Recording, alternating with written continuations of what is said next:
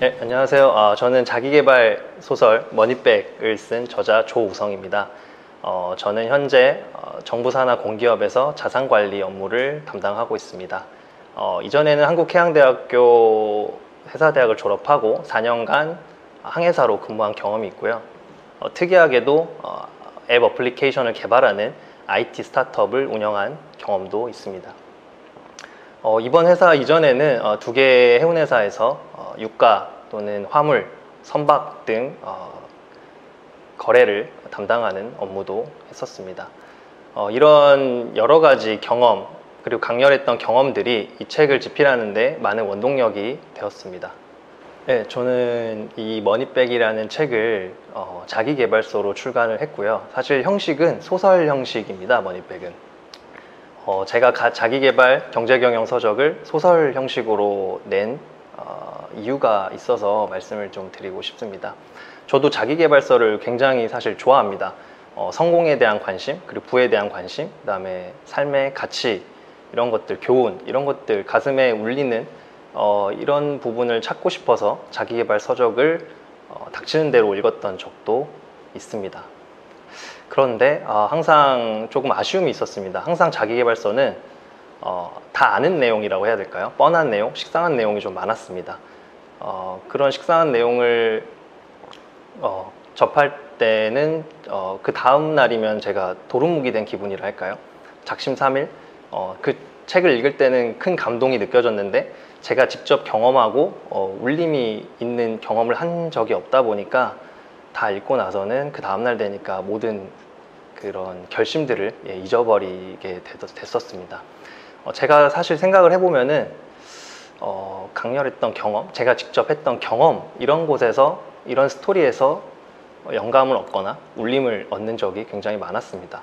그래서 이런 경험에 가장 근접한 형식이 바로 저는 소설 형식이라고 생각을 해서 소설 형식으로 이 머니백을 집필하게 되었고요. 한 가지 우화를 소개를 드리면은 토끼와 거북이 우화가 있습니다. 이 우화 다들 아실 겁니다. 토끼는 빠르지만 게으르고 거북이는 느리지만 우직하고 성실합니다. 우리가 항상 자기계발서나 경제경영서에 항상 얘기하는 게 게으르지 말고 우직하고 성실하게 나아가라, 이런 얘기를 많이 합니다. 그런데 사실 그런 이야기보다 이 토끼와 거북이, 이런 짧은 우화, 동화 같은 우화 하나가 우리의 뇌리 속에는 더 크게 각인되고 더 큰 울림으로 다가옵니다. 그 이유는 바로 우리가 이 우화를 읽을 때 상상하게 되고 그 상상한 게 내 삶 속에 적용되기 때문이라고 저는 생각을 합니다.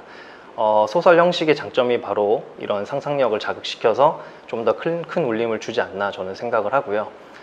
두 번째로 소설 형식으로 작성하게 되면 좋은 게 이번에도 우화를 들어서 설명을 드리고 싶은데 열린 결말을 받을 수 있다라는 점입니다. 열린 결말이 무엇이냐면은 예를 들어서 토끼가 금수저 청년이고 거북이가 흑수저 청년이라고 봤을 때 과연 우리 사회는 이렇게 성실하라고 얘기만 하지만 앞만 보고 달려라, 당장 미래보다는 당장의 내일을 우직하게 열심히 살아라고 하지만 정말 그렇게 흑수저 청년이 열심히 등에 껍데기를 짊어지고 열심히 살았을 때 우리는 과연 토끼를 이길 수 있을까?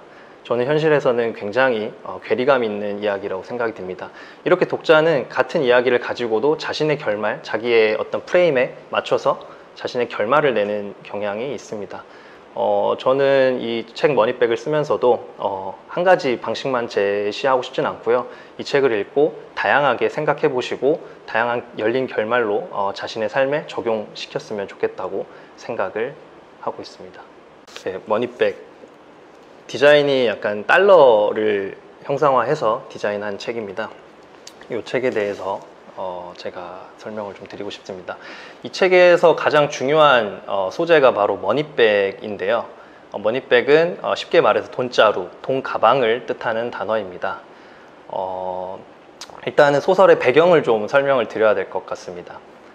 이 책의 특징은, 가장 큰 특징은 돈의 개념이 반대라는 점인데요. 우리가 현재 살아가는 현실은 돈이 많으면 부자, 적거나 없으면 가난뱅이라고 흔히 부릅니다. 그런데 이 소설에서는 돈이 많으면 오히려 가난뱅이고 적으면 부자입니다. 돈의 개념이 반대입니다. 모든 사람은 자신의 돈을 머니백이라는 가방에 넣어 메고 다녀야 합니다. 쉽게 말해서 우리가 물건을 구입하면은 돈을 내고 물건을 받지만은 이 소설에서는 물건도 받고 돈도 같이 받습니다. 그렇게 자신의 머니백에는 어떤 소비를 하거나 용역 서비스를 이용하게 되면서 그런 대가들로 가방이 점점 커지게 되는 것입니다. 그렇게 되면 어떤 일이 발생을 할까요? 가난한 사람들은 점점점 무거운 머니백을 지게 될 것이고 삶의 무게를 고스란히 물리적으로 받게 될 수밖에 없습니다. 반면에 부자들은 마이너스 통장을 개설하고 카드 한 장 달랑 들고 거리를 활보하면서 자신이 원하는 물건을 구매하고 서비스를 받게 됩니다. 이들은 굉장히 자유롭다고 여기서는 표현이 되고 있습니다. 저는 머니백을 이제 창안을 하면서 두 가지를 생각을 했었는데요. 첫 번째로 머니백은 삶의 무게를 좀 형상화시켜 보고 싶었습니다. 우리가 흔히 얘기를 할 때 삶의 무게가 무겁다, 고단하다, 어깨가 아프다 이런 얘기를 많이 하는데 이걸 정말 실질적으로 가시적으로 눈에 보이고 물리적으로 정말 이 무게가 느껴지면은 더 실감이 나지 않을까 이런 생각을 했었고요. 두 번째로는 사회적 편견입니다. 만약에 큰 머니백, 대형 머니백을 메고 있는 청년을 보면 우리는 무슨 생각이 들까요? 단지 불쌍하다, 더럽다, 문제가 있을 것 같다, 사회 부적응자다 이런 생각을 하지 않을까요? 우리는 그냥 그 머니백의 크기만 보고 그 껍데기만 보고 그 알맹이까지 판단하고 있는지도 모르겠습니다. 지금 우리 현실에서는 머니백은 없다고 생각을 하실지도 모르겠습니다만 과연 저는 이렇게 질문을 하고 싶습니다. 지금 현실에서 여러분의 어깨에는 머니백이 정말로 없는 것인지 아니면은 눈에 보이지 않는 것인지 우리는 사람의 겉모습이나 어떤 가진 것, 능력만 보고 그 사람의 알맹이까지 다 속단해버리고 판단한 적은 없었는지 그리고 삶의 무게를 느끼고 있지는 않는지 한번 물어보고 싶습니다. 제가 생각할 때 인간이 부자가 되고 싶어하는 이유는 두 가지로 말씀을 드리고 싶습니다. 첫 번째는 시간이고요. 두 번째는 특별함입니다. 일단 시간에 대해서 말씀을 드리면은 시간이라는 거는 자타가 공인하는 누구나 생각할 때 내 인생에서 가장 중요한 요소 중에 하나일 겁니다. 왜냐하면 희소하기 때문인데요. 한번 흐르게 되면 돌아오지 않습니다. 청년은 늙음을 피할 수가 없고요. 이번 연도가 가면은 내년이 옵니다. 작년은 절대 다시 돌아오지 않습니다. 그렇기 때문에 우리는 어떻게든 이 시간을 효율적으로 보내기 위해서 많은 고심을 하고 있습니다. 부자들도 하루는 24시간이고요. 가난한 서민 또는 가난한 사람들도 하루는 24시간 똑같습니다. 부자라고 시간을 늘리거나 덤의 인생을 살 수는 없다고 저는 생각하고요. 그런데 과연 정말 부자라고 시간이 똑같을까요? 부자와 가난한 자가 시간이 같을까요? 저는 그거는 아니라고 생각을 합니다. 부자의 24시간 중에는 가장 중요한 게 좀 빠져 있습니다. 우리는 이 자본주의 시스템 안에서 꼭 해야 될 일이 있는데요. 바로 원하지 않는 노동입니다. 노동을 원하면은 굉장히 여러분 행복한 삶을 살고 계실 거고요. 만약에 조금이라도 내가 지금 하고 있는 노동이 내가 원하는 방향과 조금 다르다면은 우리는 시간을 낭비하거나 좀 비효율적으로 쓴다고 저는 말씀을 드리고 싶습니다. 돈이 많다는 거는 이 시간을 돈으로 사는 의미가 좀 있습니다. 자신이 원하지 않는 노동을 하지 않아도 되고 그 시간 동안 가족이나 내가 사랑하는 사람, 친구들과 더 좋은 시간을 보낼 수가 있을 겁니다. 자신이 원하는 인생을 조금이라도 한 발짝 다가갈 수 있는 게 부자들의 삶이 아닐까 생각합니다. 이렇기 때문에 인간은 부자가 되기를 원하고 있는 것 같고요. 두 번째는 특별함입니다. 사람은 모두가 자기 자신을 특별하다고 생각하기를 원합니다. 밤하늘에는 수만 가지의 별이 있는데 그 중에 가장 빛나거나 또는 가장 아담하거나 가장 색이 밝거나 가장 작거나 무엇이든 가장 다른 별 비해서 조금은 특별했으면 좋겠다는 생각을 할 수밖에 없습니다. 우리가 무인도에 혼자 산다면은 그냥 자신의 존재 가치는 자신만이 알기 때문에 딱히 신경 쓸 게 없지만 우리는 타인과 같이 살아가는 세상입니다. 사회적 동물이고요. 그러다 보니까 우리는 끊임없이 다른 사람과 비교하면서 자신의 특별함을 찾아가고 있습니다. 어쨌든 저희는 이 자본주의 시스템에서 삶을 살아가고 있습니다. 그리고 모든 사람이 자본주의 시스템에서 동의한 게 있습니다. 신용을 갖고 동의한 게 바로 돈이라는 시스템입니다. 우리는 모든 사람이 인정하는 그 돈을 가지고 생활을 하게 됩니다. 그리고 이 자본주의 시스템, 이 사회 안에서는 이 돈이 많은 자, 그러니까 내가 돈으로서 어떤 생활을 영위를 할 수 있기 때문에 돈이 많은 자를 우리는 인정을 한다고 얘기를 합니다. 회사에서도 빠른 승진 또는 성과급이 많이 준다거나 일상생활에서도 돈이 많음으로써 그 사람을 인정하고 또는 부러워하는 경향이 굉장히 많습니다. 이런 여러 가지 인정 욕구를 자극하는, 그리고 자신의 존재 가치를 확인하고 자신이 조금 더 특별한 사람이라고 생각할 수 있게 만드는 이런 돈의 시스템, 그리고 그 돈의 시스템을 거머쥔 부자라는 직업을 우리는 꿈꾸고 있는지도 모르겠습니다. 저는 항상 그 생각을 많이 합니다. 인간이 수명이 점점 지금 증가를 하고 있습니다. 이런 상황에서 우리가 적어도 100세까지 인생을 살 텐데, 요즘 흔히 그런 얘기를 많이 합니다. 욜로 인생에서 젊은 친구들, 저도 물론 젊은 수도 있겠지만 젊은 친구들이 욜로에 대한 얘기를 참 많이 하는데, 욜로의 의미를 조금 저는 다르게 가져가고 싶은 게 있습니다. 물론 욜로, 지금 인생을 즐기는 거, 한 번 사는 인생을 즐겨야 되기 때문에 지금 뭐 돈을 소비하더라도 경험을 해야겠다, 다양한 경험을 하겠다라는 말은 저는 굉장히 긍정적으로 받아들이곤 있는데요. 인생이 이제 인간의 수명이 점점 길어지면서 저는 그 욜로라는 게 조금은 책임감이 조금 떨어질 수도 있지 않을까라는 생각이 듭니다. 굳이 자기의 돈을 그렇게 소비를 하면서 욜로를 즐기겠다라기보다는 자신의 직업을 하나 안정적인 또는 자신이 원하는 직업을 찾고요. 그 다음에 그 남은 시간에서 그 시간을 쪼개면서 인생을 살아가는 방법을 저는 더 추천드리고 싶습니다.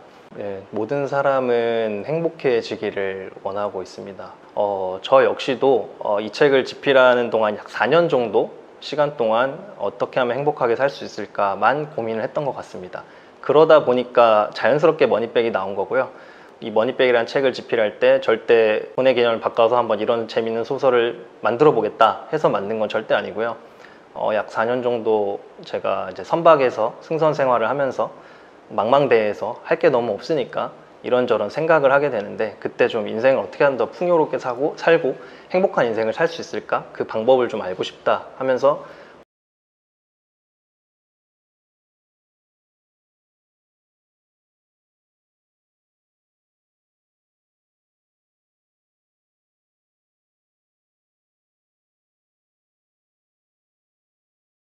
하기 때문에 7만 년 동안 우리는 그 답을 찾지 못했겠지만 우리는 스스로 끊임없이 자기 스스로 질문하고 스스로의 행복에 대한 정의를 좀 내려야 될 필요성이 있다고 저는 생각을 합니다. 제가 생각하는 일단 행복의 정의를 좀 말씀을 드리면은 여러분들이 자신의 행복을 찾는 데 조금 도움이 되지 않을까 싶습니다. 좀 전에 인간은 왜 부자가 되고 싶은가에서 말씀드렸던 부분하고 좀 연관이 되는데요.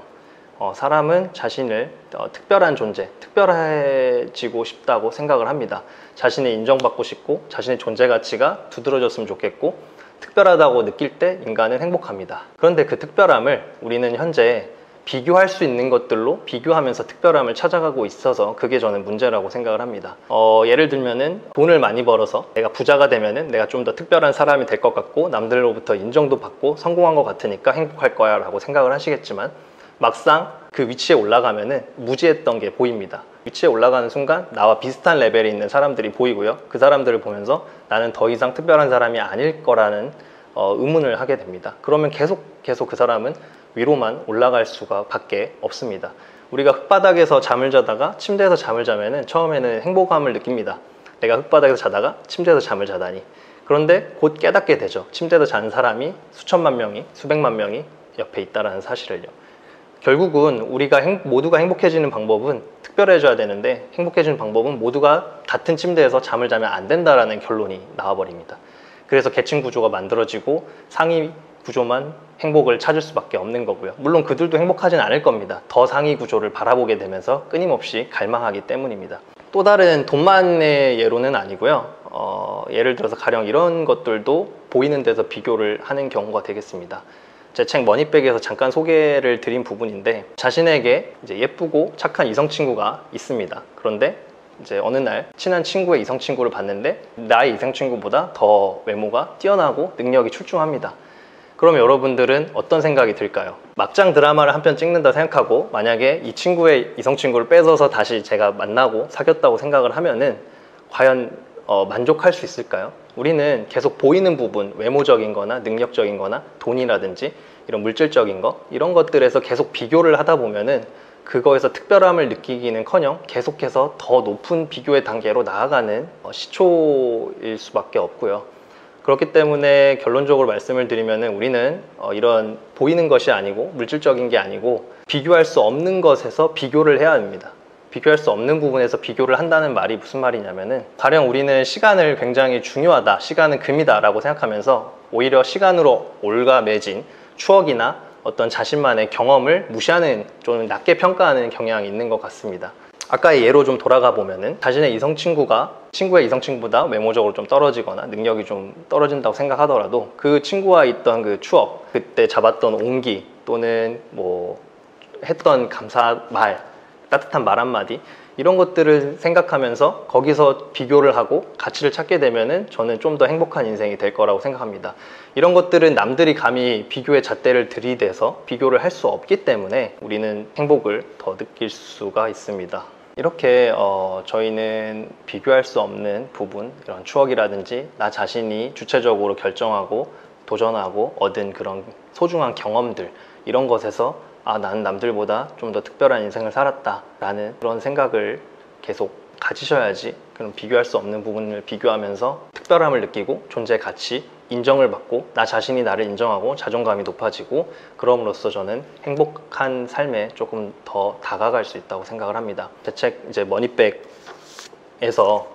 주인공과 330페이지의 약 롤러코스터를 타는 흥망성쇠를 겪으면서 여러분들도 이 주인공과 한번 공감해 보시고 이해해 보시고 자신만의 행복을 찾아주시길 바라겠습니다. 머니백은 이런 분께 조금 추천을 드리고 싶습니다.